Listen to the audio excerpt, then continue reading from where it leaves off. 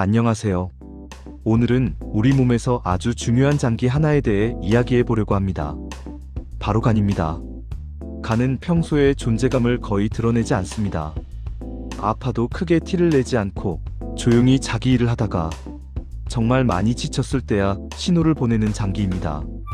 그래서 흔히 이런 말을 합니다. 간은 말이 없는 장기라고요.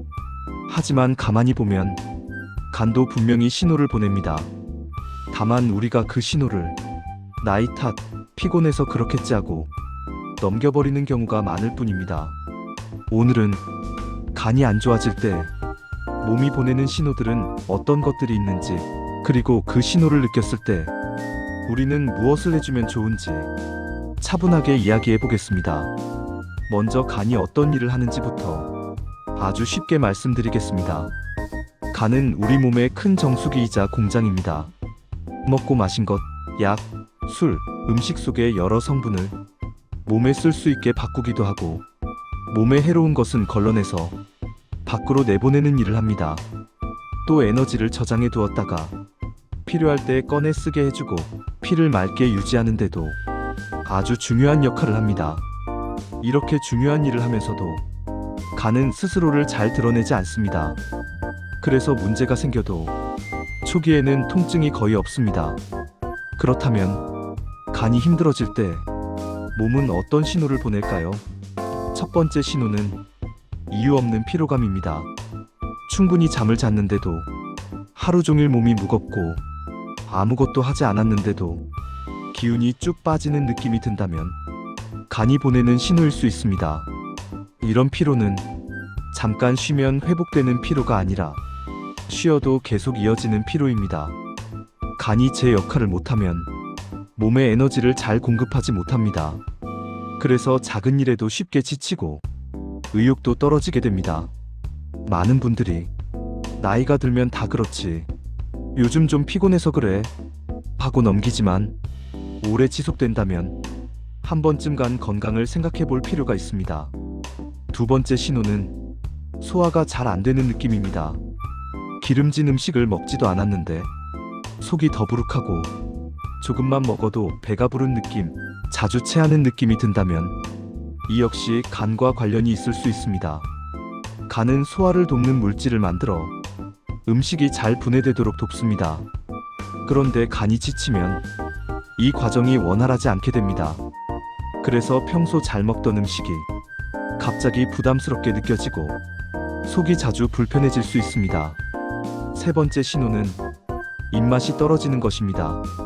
예전에는 맛있게 먹던 음식이 요즘은 별로 당기지 않고 입이 쓰거나 금속맛처럼 이상한 맛이 느껴질 때가 있습니다. 이 또한 간이 보내는 신호일 수 있습니다. 간이 피로해지면 몸속 노폐물이 잘 정리되지 않아 입안에서 불쾌한 맛이 느껴질 수 있습니다. 네 번째 신호는 피부 변화입니다. 피부가 전보다 칙칙해 보이거나 얼굴색이 누렇게 변한 느낌, 또는 이유 없이 가려움이 생기는 경우도 있습니다. 간은 피를 깨끗하게 관리하는 역할을 합니다. 그런데 이 기능이 떨어지면 피부로 그 영향이 나타나게 됩니다.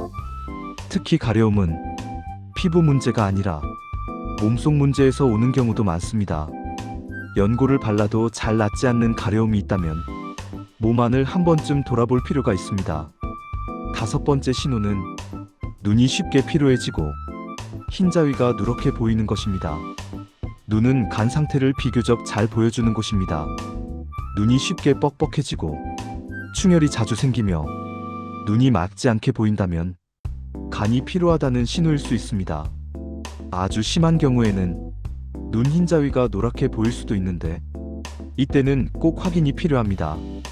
여섯 번째 신호는 소변과 대변의 변화입니다. 소변색이 유난히 진해지거나 거품이 많아지고 대변색이 평소보다 아주 옅어지는 경우도 있습니다.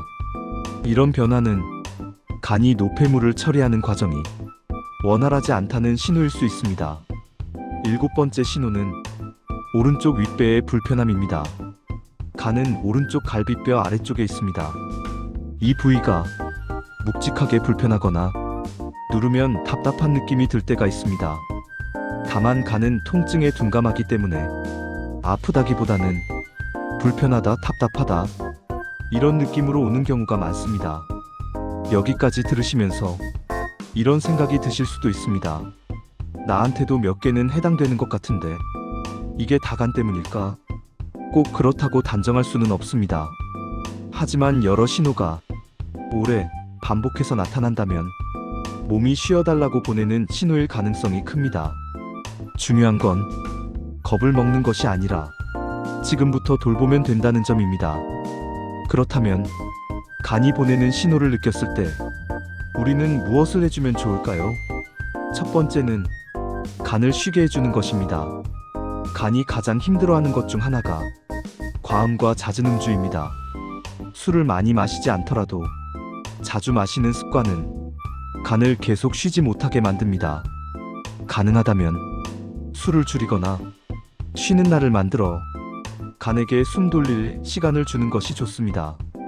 두 번째는 약을 조심하는 것입니다. 몸이 불편할 때 약을 쉽게 드시는 경우가 많습니다. 하지만 약은 간에서 처리됩니다.